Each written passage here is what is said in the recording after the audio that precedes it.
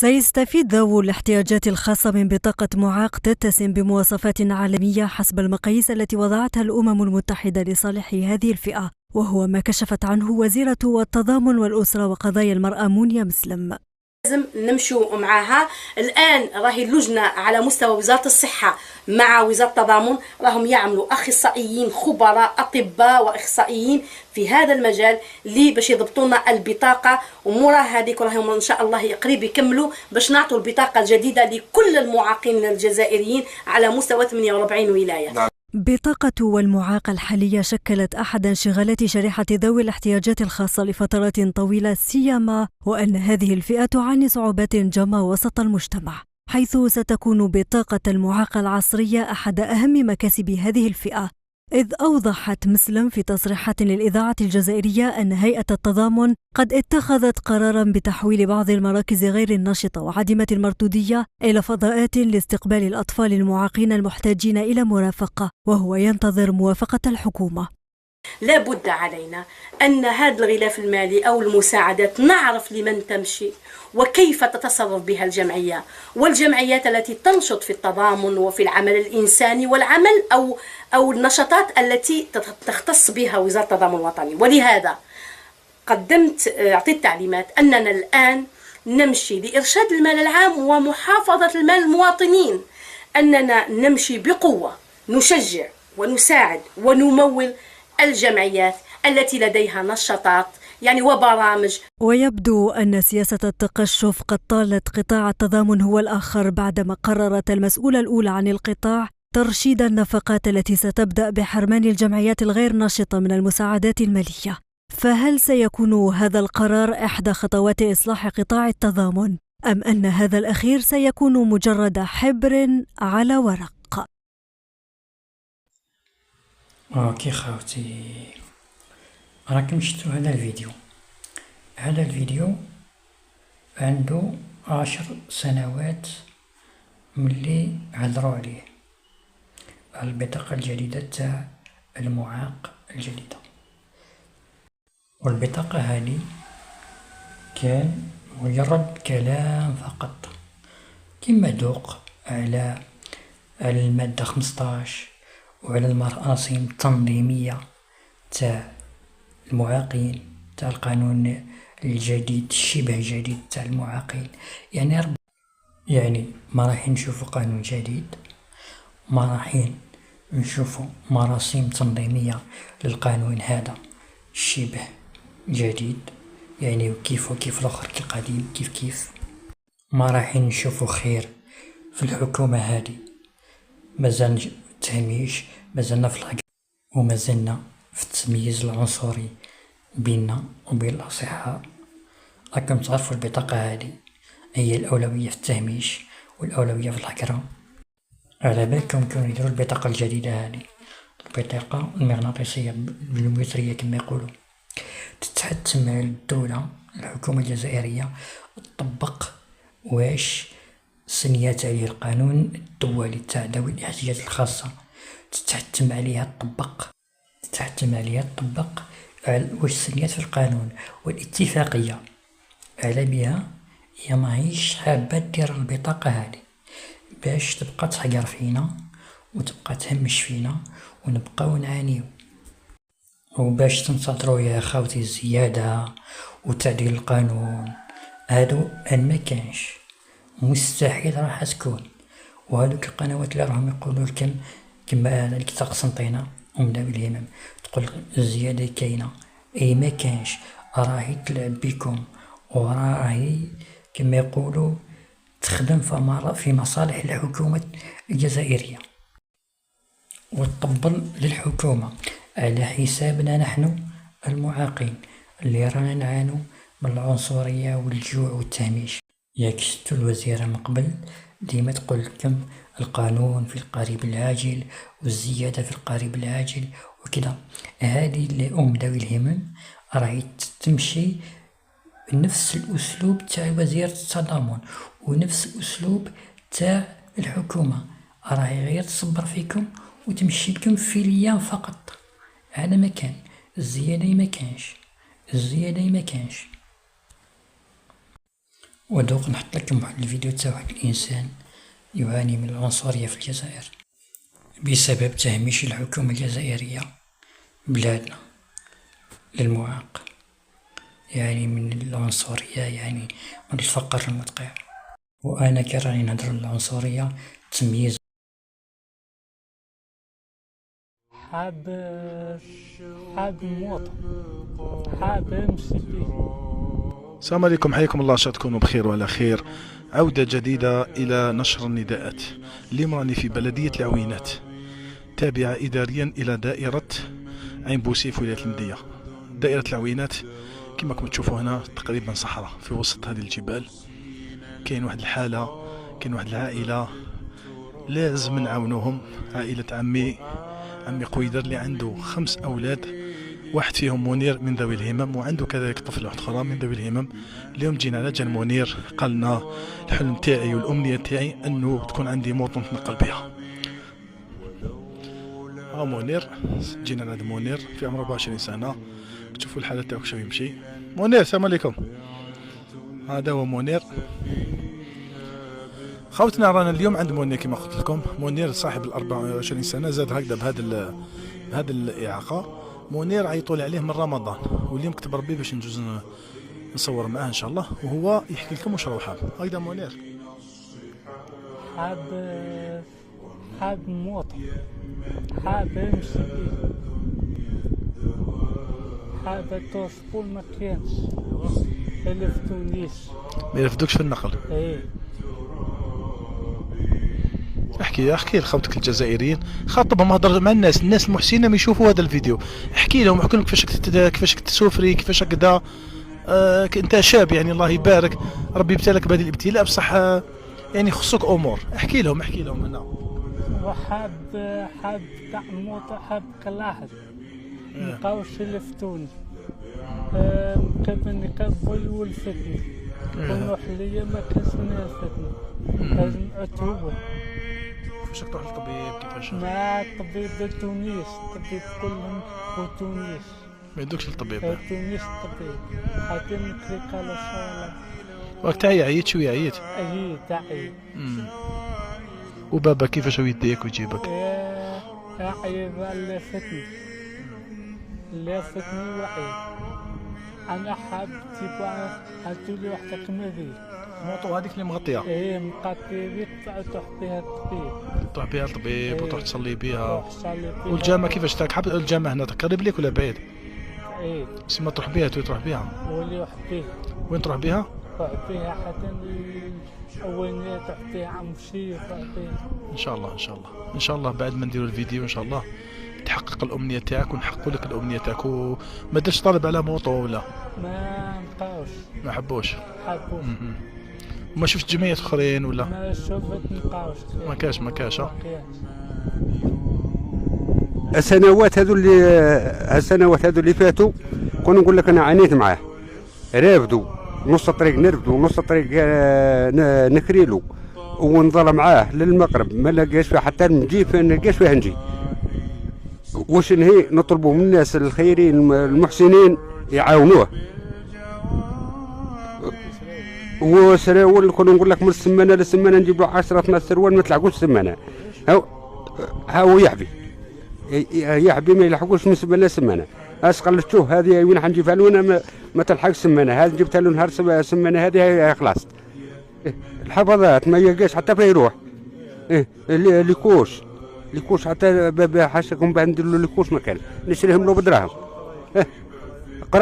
قرايه نديه منا كرسي تاع تطبع نديه منا نطبع به الليكول، نهار اللي يخرج نجيبو نطبع به من الليكول لهنا. خوتنا ناس الخير، ناس طيبين، اللي يشوف هذا الفيديو اولا يبارطاجيه ويشاركوه، لعله يطيح في كاش محسن يتكفل بهذه العائله اللي راهي تعاني في هذه المنطقه. كما راكم تشوفوا يعني منطقه نائيه بامتياز، ما كاش كاع حتى مرافق الحياه ناقصين هنا. نطلبوا من المحسنين وناس الخير يبارطاجيو هذا الفيديو. وخونا منير باذن الله بعد ما نديروا هذا الفيديو ان شاء الله نلقاو واحد يفرحوا ويشري له موطو ويزيد يدير له حاجه شابه باذن الله. منير خاوتنا مفتاح السعاده تاعو هو موطو دراجه ناريه اللي مغطيه باش يولي سعيد. انا على بالي ودوك يضحك لنا الضحكه هذيك. اضحكها صح ولا ماشي صح؟ هو منير يعني خلاص كره في هذه المنطقه، يعني مسكين ما عنده حتى حاجه، الامل تاعو في دراجه ناريه. خوتنا ناس الخير محسنين ناس طيبين لازم تبارطاجيونا هذا الفيديو، وان شاء الله نفرحوه بعد ما نديروا الفيديو ان شاء الله نلقاو اللي يفرحوك. هايدا منير راك فرحان كي جيت لعندك؟ فرحان. شحال عندك تتسنى فيا باش نجي لعندك؟ شحال؟ عطي شهر وانت تتسنى فيا؟ يا اخي ان شاء الله باذن الله تعالى نكون الفرج على ايدينا، وبعد ما نحطوا الفيديو يكون فيها ان شاء الله السعاده. هايدا منير منير هكذاك تتعب، معليش راح نتعبك شويه، كل يوم هكذا تنقل الدار؟ كل يوم. هيا نروح نشوفوا راك تبعت. هاي لا سوفرونس يا دوك نشوفوا خاوتنا منير وراهو ساكن وراهو يرقد. هيا منير خويا روح.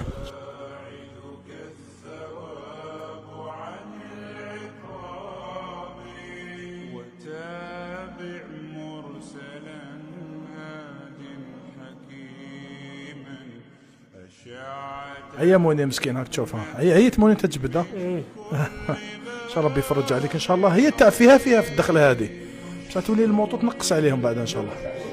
الموطو ان شاء الله كي نجيبوها لك تولي تنقص عليك، تولي غير من الدخل هنا تتعب شويه. شو خاوتنا هاو منير كيفاش يخرج. هاي الدار تاعهم، الدار تاع ربك اللي تاع بكري. منير ان شاء الله شوف منير كي نجيبوا لك الموطو باذن الله تعالى، انا متاكد بلي نجيبوا لك موطو نخدموا لك الدخله هذه، تولي تقاري ديالك نخدموا لك بالسيمان، تخدموا له بالسيمان حتى لهنا، تدخل تقاريها هنا وتولي ما تدخل غير هذه الطلعه. بزاف ما تدخل. عاودها تشوف. بزاف ما تدخل.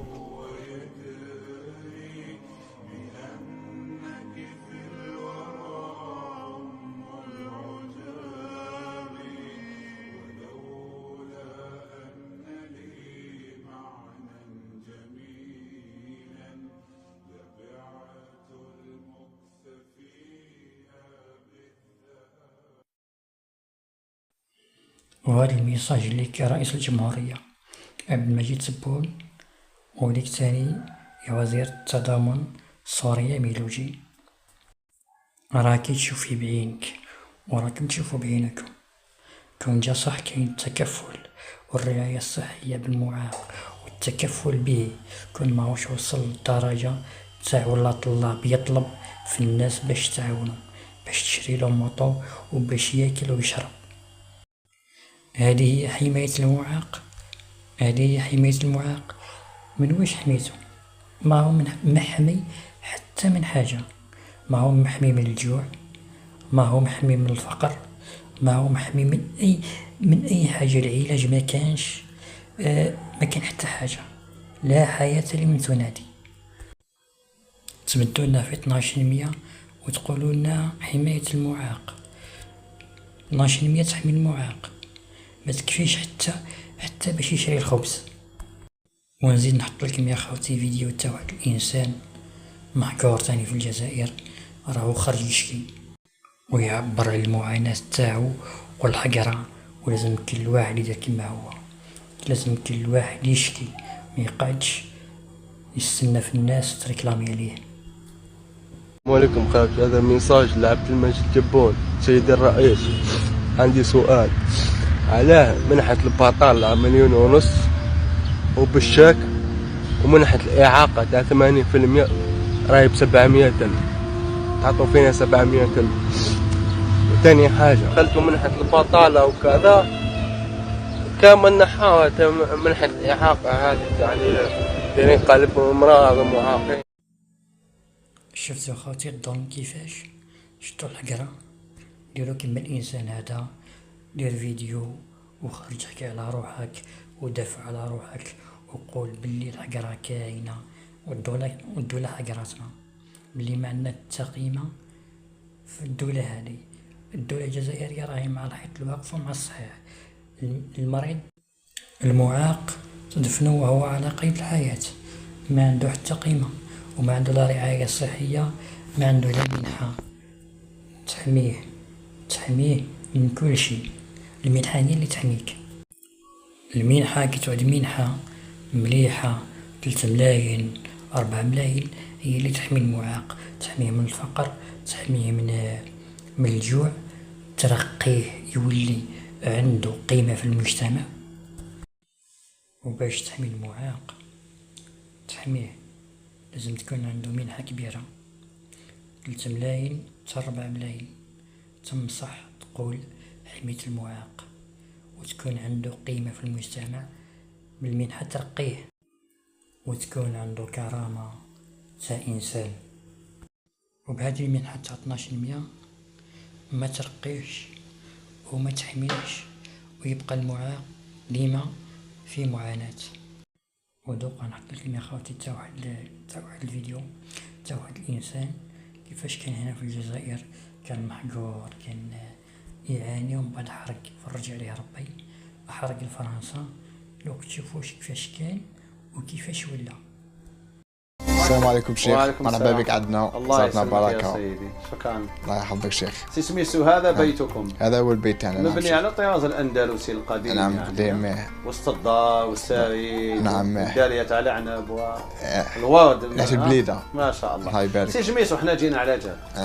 قول لي القصة نتاعك، أنت ولدت هكذا ولا كيف وقع الأمر؟ أنا زدت نورمال، نمشي نورمال على كان في عمري 7 سنين، بديت نتعود، بديت نمشي على 7 أيام على لا بوان دي 7 سنين صبعتيك بداو يتعودوا. اي بديت ما ندوش نحط الطالون، نمشي على لا بوان دي بي. بالك كي قفلت 13 سنة وليت نمشي ونطيح، نوقف نعاود نطيح، قعدت فما في الشريطة. اسمع دوكا من 2006 كان في عمرك 13 سنة حبست كاع، وليت في الكرسي المتحرك يعني. ولكن سي جميسو، قول لي الله يرضى عليك، هذا المرض نتاعك واسمه هم يسمعوا فينا الاطباء؟ هذا اسمه لاميوباتي. لاميوباتي جيشان. هذه مرض كما يقولوا نورولوجي في الاعصاب. وهذا المرض عنده علاج؟ عنده علاج في الخارج، موجود العلاج. الله اكبر، يعني الامل كاين. امل كاين. وكيف علمت انت بان كاين علاج؟ عندي اصدقاء راحوا فما وراهم عاجين دوكا، راهم ملاح، راهم حمدهم خير من اللي كانوا. عندك اصدقاء كان عندهم نفس المرض؟ كانوا في الشريطه دوكا راهم يوقفوا يمشوا بليبيكي، وراهم قالوا لهم بالمطول يولوا على رجليهم ان شاء الله. يعني بداو يتحسنوا. بداو يتحسنوا. انت الهدف نتاعك انك نوقف على رجليا. الله، هذا ما كان. عاود قولها. الهدف تاعي نوقف على رجليا. شوفوا يا خوتي مليح وركزوا مع الملامح تاعو مليح، كيفاش كان هنا في الجزائر وكيحرق وراح لفرنسا وراح لأي دولة أوروبية تعترف بحقوق الإنسان وحقوق المعاق. كيفاه رجع وكيفاش عطاتو منحة تكفيه وكيفاش راهو عايش. سبحان الله، تقول احنا ماناش ولاد الجزائر. سبحان الله، ربي يجيب الخير وخلاص. شمس الدين حراق جزائري جاء في قارب من قوارب الموت في 2021، معاق بنسبة 100%. يدو مسكين حاجة تاع ربي سبحانه ما يقدرش يوكل روحه، ركب في قارب من قوارب الموت. سقسيتو قلت له علاه جيت، قداش كنت تدي في البلاد شمسو؟ ندي مليون، وهنا ندي 1400 كانوا يعطوني. هنا راهو يدي في 1400 اورو وعطاوه فواي. الشريط هذه لاشاز رولونت بقداش سومتها؟ 20000 اورو. عطاوه هذه دير 26000 اورو، بني سوم تقول 600 مليون. انا كي سقسيتو قلت له علاه يعني تخلي بلادك وتجي لهنا؟ قال لي هنا نحاولي الاعاقه بنسبه 80%. قال لي في البلاد ما ممكن يعطيوني هذه، ما عنديش طريق نمشي فيها. قال لي حكى لي، قال لي في البيوس في البلاد، في البيوس واش يدير لك؟ كانوا يشوفوني يهربوا تاع البيوس باش ما نديرونجيهمش، وكاين اللي كانوا يعاونوني مي اغلبيه كانوا. شافتوا يا خوتي بعينيكم كيفاش في القانون الجزائري تاع ترقية المعاق، شفتوا الجحيم تاع الحكومة الجزائرية كيفاش معيشتنا. شفتوا يا خوتي الظلم اللي رانا نعانو منه هنايا في الجزائر. شفتوا هنا تعرف انت قيمتك كمعاق في الجزائر والقيمة تاعك كأنك ميت. شفتوا الدول اللي تعترف بحقوق الإنسان وحقوق المعاق كيفاش راهم مطليين فيه. حنا في الجزائر ياك شفتوا الأولين بعينيكم كيفاش وانت راك فيها، راك تعرف روح شت روح كيفاش راك مهمش، كيفاش راك ما عندك حتى قيمة، ما عندك حتى قيمة. ونقول لكم يا خوتي المعاق مازال يعاني ومنحة المعاقين ما تترفعش، وقانون المعاق ما يتعدلش. ونزيد نهضر نعطيكم حاجة، المراسم التنظيمية مازال ما تخرج، وما تخرج تبقى يبقاو يهضروا عليها كما بطاقة المعاق عن قريب في القريب العاجل تبقى تمشي الأيام. هذا واش كاين، وتستمر المعاناة. لو كان ما نديروش يدنا في يد بعضانا ونوقفوا وقفة تاع رجل واحد وما يتغير والو، دير فيديو وخرج ريكلامي وقول واش الشي اللي راك تعاني منه، اهضروا وما تخافش. الخوف على بالك الخوف من واش؟ الخوف على الشي اللي راك فيه انت. ما كاينش حاجه تخوف كيما الشي اللي راك، المعاناه اللي راك تعاني منها انت، ما كاينش حاجه تخوف فوق الشي هذاك. ديرها في بالك مليح وردوا بالكم من ذوي الهمم هذيك، راه غير تمشي فيكم في الايام وتصبر فيكم، تدي فيكم من نهار لنهار من نهار لنهار باش تبقاو راقدين، تبقى ترقد فيكم برك. هذيك راهي تكذب، تقول لكم الزيادة كاينة، اي ما كانش. ردوا بالكم. وفي الاخر يا خوتي ما تنساوش ديروا النجام والمشاركة في الفيديو. هذا واش نسقم.